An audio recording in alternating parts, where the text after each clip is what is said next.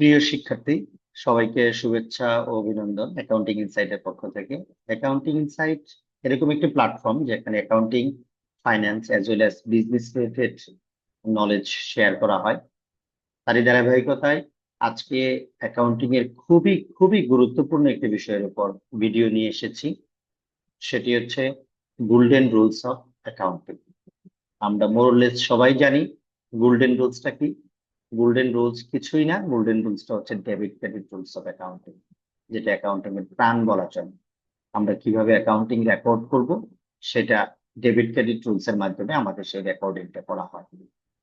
তো ফর্মালি যদি আমি বলি, তাহলে বলবো this rules ensure that every financial transaction affects at least two accounts.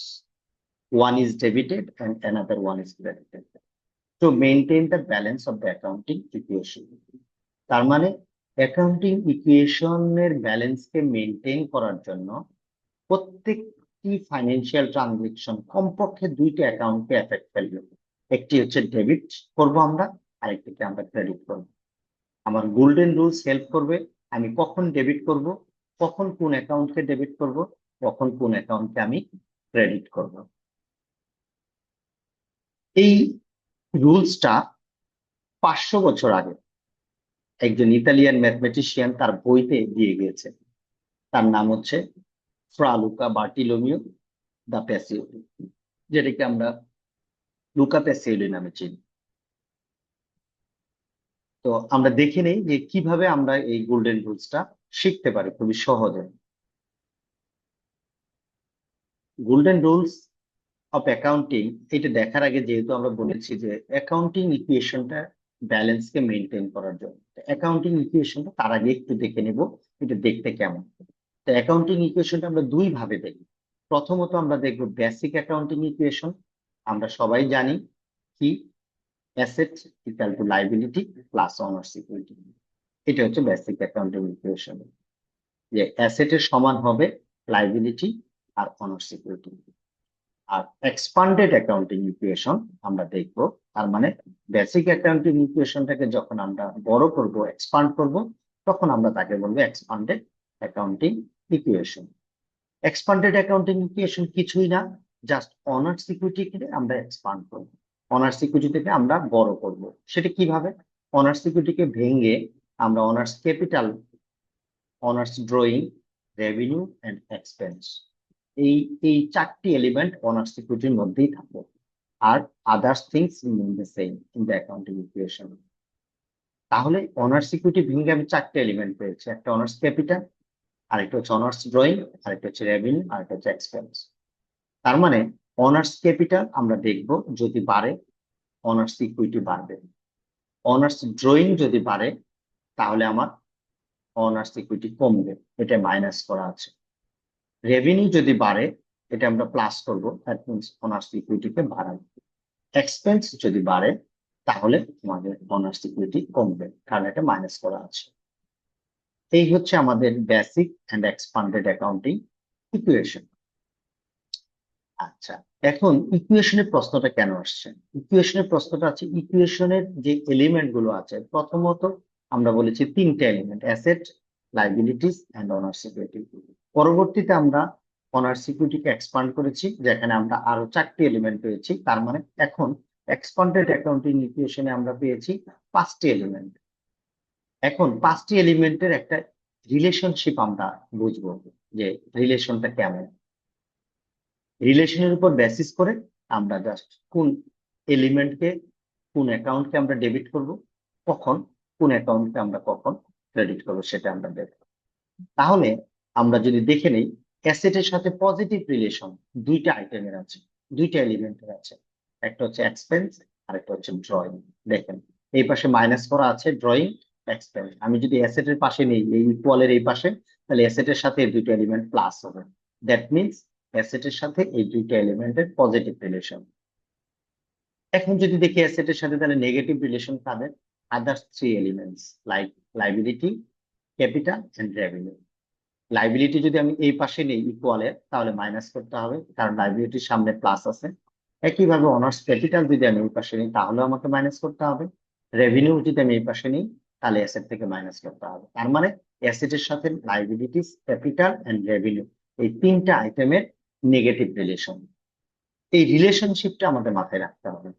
তা আমি আবারও বলছি, অ্যাসেটের সাথে পজিটিভ রিলেশন দুইটা আইটেমের, একটা হচ্ছে এক্সপেন্স ড্রয়িং, আর অ্যাসেটের সাথে নেগেটিভ রিলেশন হচ্ছে লাইবিলিটি, ক্যাপিটাল এন্ড রেভিনিউ।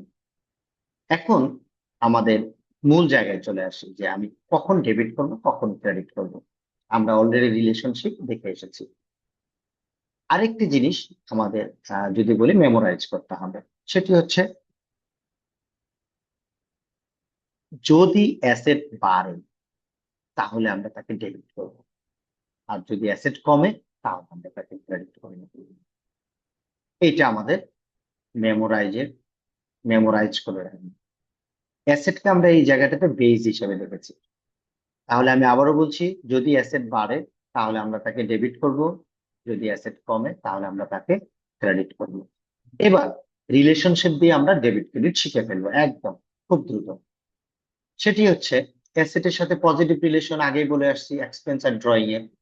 তাহলে অ্যাসেট যদি বাড়ে, অ্যাসেটের সাথে positive relation expense and drawing এর, অ্যাসেটকে আমরা ডেবিট করি, তাহলে এক্সপেন্স বাড়লে আমরা কি করব? যেহেতু পজিটিভ রিলেশন, তাহলে এক্সপেন্স বাড়লেও তাকে আমরা ডেবিট করব। অ্যাসেট কমলে আমরা ক্রেডিট করি, তাহলে এক্সপেন্স যদি কমে কখনো তাহলে আমরা তাকে ক্রেডিট করব। সিমিলারলি আমরা ড্রয়িং তে একইভাবে ট্রিট করব। দেখে নেন, expense and owner's drawing will also be debited when they increase and vice versa। এবার আমরা দেখব নেগেটিভ রিলেশন। কাদের সাথে নেগেটিভ রিলেশন আছে? তিনটি item, liability, capital and revenue, এই তিনটির সাথে অ্যাসেটের নেগেটিভ রিলেশন আছে। তাহলে নেগেটিভ রিলেশন যদি থাকে, অ্যাসেট বাড়লে যদি আমরা ডেবিট করি, তাহলে নেগেটিভ রিলেশন যাদের সাথে আছে সেগুলো বাড়লে আমরা তাকে কি করব? অবশ্যই ডেবিট করব না, আমরা ক্রেডিট করব। তার মানে অ্যাসেট বাড়লে আমরা ডেবিট করি, লাইবিলিটি বাড়লে আমরা তাকে ক্রেডিট করব, ক্যাপিটাল বাড়লে আমরা তাকে ক্রেডিট করব, রেভিনিউ বাড়লে আমরা তাকে ক্রেডিট করব। বিকজ আমাদের অ্যাসেটের সাথে নেগেটিভ, এই লাইবিলিটি, ক্যাপিটাল এন্ড রেভিনিউ এর নেগেটিভ রিলেশন। তাহলে আমরা প্রত্যেকটি জিনিস সুন্দরভাবে এবার আমরা কনক্লুড করতে পারি। সেটি হচ্ছে প্রথম যে লাইনটা আমাদের মাথায় রাখতে হবে, if asset increases it will be debited and vice versa. তাহলে পজিটিভ রিলেশন উইথ অ্যাসেট দুইটা আইটেম, এক্সপেন্স এন্ড ড্রয়িং, তাহলে এক্সপেন্স বাড়লেও ডেবিট হবে, ড্রয়িং বাড়লেও ডেবিট হবে। নেগেটিভ রিলেশন উইথ অ্যাসেটস, তার মানে লাইবিলিটি, ক্যাপিটাল এন্ড রেভিনিউ তিনটার সাথে নেগেটিভ রিলেশন, তাহলে অ্যাসেট বাড়লে, এক্সপেন্স বাড়লে, ড্রয়িং বাড়লে যদি আমরা ডেবিট করি, লাইবিলিটি, ক্যাপিটাল, রেভিনিউ বাড়লে আমরা ক্রেডিট করব, নেগেটিভ রিলেশন। আর এগুলো যদি কমে তাহলে আমরা তাকে ডেবিট করব। তাই বলতে পারি একটা অর্গানাইজেশন যদি এক্সপেন্স করে, যেমন স্যালারি অ্যান্ড ওয়েজেস যদি পেমেন্ট করে, তাহলে স্যালারি অ্যান্ড ওয়েজেস বেড়ে যায়, তখন আমরা স্যালারি অ্যান্ড ওয়েজেস কে ডেবিট করব। একটি অর্গানাইজেশন যদি কখনো অ্যাসেট পারচেজ করে, তাহলে অ্যাসেট ওই অর্গানাইজেশনে বেড়ে যায়, সে একটা মেশিনারি পারচেজ করেছে, তাহলে আমরা ওই মেশিনারিটাকে ডেবিট করব। একটি অর্গানাইজেশনে যদি কখনো রেভিনিউ বাড়ে, যেমন সেলস রেভিনিউ যদি হয়, তাহলে সেলস রেভিনিউকে আমরা বাড়লে, যেহেতু অ্যাসেটের সাথে নেগেটিভ রিলেশন, সো সেলস রেভিনিউকে আমরা ডেবিট করব না, আমরা ক্রেডিট করব। এই ছিল আজকের golden rules of debit and credit. Thank you for watching. Please never forget to click on accounting inside. Thank you, bye by.